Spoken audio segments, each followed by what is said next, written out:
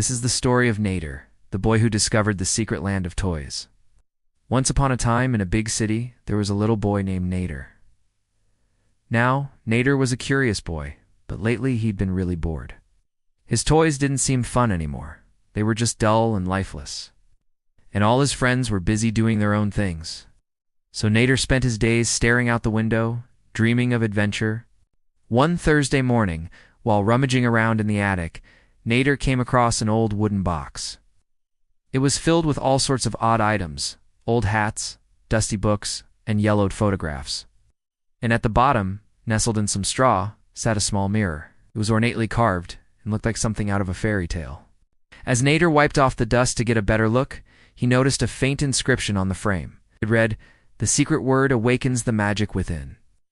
Suddenly, the mirror shimmered, and a soft voice whispered, "Say the word Bubblizoom, and the mirror will show you the way." Now, Nader wasn't sure if he'd heard correctly. Was this mirror really magical? A little voice inside him, a tiny whisper, urged him to try. So taking a deep breath, Nader whispered, "Bubblizoom." The mirror flared with golden light, and before Nader could react, he found himself tumbling head over heels through a swirling vortex of colors. When he finally landed, still dizzy from his fall, Nader looked around in wonder. He had never seen anything like this before. All around him stretched a vast and colorful landscape. Rolling hills of marshmallows, rivers of sparkling lemonade, waterfalls of chocolate, and trees laden with candy floss. It was a dreamlike realm where every imaginable toy came to life. There were roller skates made of pure gold, teddy bears balancing on stilts, rocking horses with wings, and fleets of toy boats sailing on the Lemon River. Then Nader saw him. A huge stuffed bear wearing a colorful waistcoat and a chef's hat. "Welcome to the secret land of toys," boomed the bear. "I am Tempo, your guide and companion in this magical place. You have been chosen, Nader, for you have a pure heart and a vivid imagination." Overjoyed, Nader spent the day exploring the secret land of toys.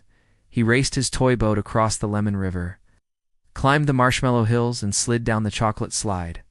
He laughed and played until the sun began to set, painting the sky in hues of orange and purple. As they strolled through the park, Tempo suddenly stopped, his usual cheerfulness replaced by a deep sadness. "What's wrong, Tempo?" asked Nader, noticing the bear's gloomy expression. "We have a problem," Tempo sighed. "All the colors are fading from this land. The trees are losing their leaves, the river is turning black and white. Even my smile is fading away." Nader couldn't believe his ears. "What? Why? How can we fix it?"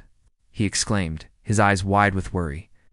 Tempo explained that every child who visits the secret land of toys must complete the challenge of courage to keep it colorful and alive, but no one had come to play in a long time, so the land was slowly losing its magic. Nader, determined to help, asked what he needed to do.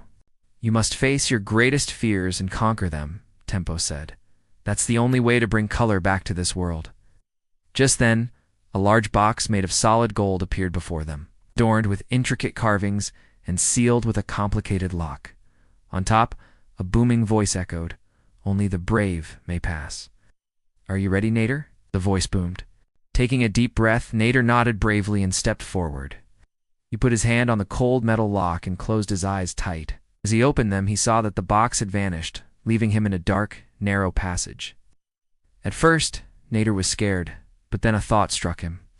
This box held his greatest fear, but if he faced it and conquered it, the secret land of toys would be saved. So Nader took a deep breath, walked forward, and pushed open the lid. Instead of a monster or a puzzle, he saw himself. It was a younger version of him, sitting all alone in his room, tears streaming down his face. As Nader stepped closer, he heard the boy's sniffles. "I'm all alone," the boy whispered. "No one wants to play with me." And in that moment, Nader realized that this wasn't a fearsome beast, but a manifestation of his deepest feelings of loneliness and despair. Kneeling down, Nader gently embraced his younger self, whispering words of comfort and kindness. "You're not alone," he murmured. "I'm here with you and I'll always love you." Suddenly, the box burst open and dazzling colors filled the space. As Nader watched in awe, the secret land of toys came back to life. The trees rustled merrily in the breeze, the river sparkled with laughter and Tempo's smile returned, brighter than ever before. Before leaving, Tempo presented Nader with a golden clock. "This will remind you of your bravery," he said.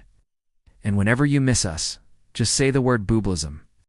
Back in his room, holding the clock tightly, Nader realized that the true magic lay not just in the secret land, but in his own imagination and courage. From that day on, though he continued to live in his ordinary world, Nader knew that with a little belief and a lot of courage, he could always return to the secret land of toys and have another thrilling adventure.